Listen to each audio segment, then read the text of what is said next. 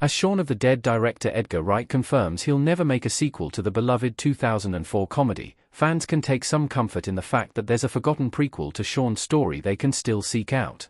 Where to find Shaun of the Dead's official prequel?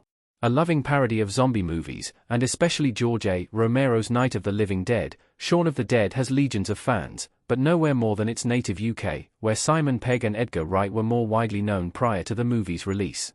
Written by Simon Pegg and Edgar Wright, there's nothing closer to an official extension of the movie. Marketing around the movie's release therefore included an official prequel in 2000 AD, a popular sci-fi anthology comic that's the home of characters including Judge Dredd and Rogue Trooper. The short comic story, There's Something About Mary, is now available for free on the 2000 AD website, and details the death of supermarket worker Mary, the first zombie encountered by Shaun and Ed. Sadly, with Edgar Wright recently telling Polygon that there will be no sequel, explaining, it's very difficult to start the next movie when there's no obvious arc. We are very happy with it being a one and done. The prequel is officially the closest fans will ever get to a new Shaun of the Dead story. What happens in the official Shaun of the Dead prequel?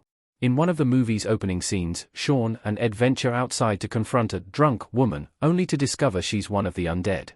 Mary, who is wearing an identifying name badge, is soon joined by a larger male zombie, leading to the scene where Shaun and Ed hurl records at the two ghouls. In There's Something About Mary, fans learn the dark connection between these two zombies.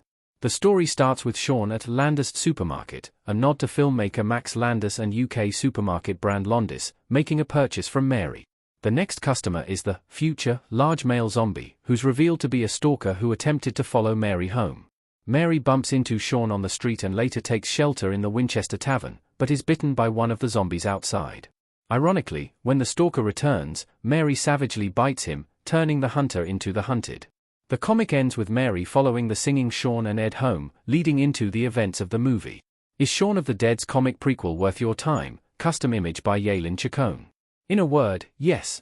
Written by Simon Pegg and Edgar Wright, with art by Fraser Irving and lettering by Annie Parkhouse, there's nothing closer to an official extension of the movie than this short comic.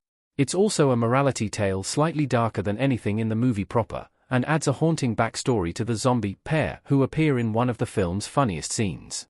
For those who enjoy the prequel, there are also a few other options. IDW Publishing produced a graphic novel adaptation of the movie in 2005, from Zach Howard and Chris Ryle. It's also worth searching out the plot holes shorts included on DVD releases of Shaun of the Dead. Presented as narrated comic strips, drawn by Oscar Wright, these shorts explain minor details like how Shaun rescued the zombified Ed from the Winchester, and whether Lucy Davis Diane survived the events of the film.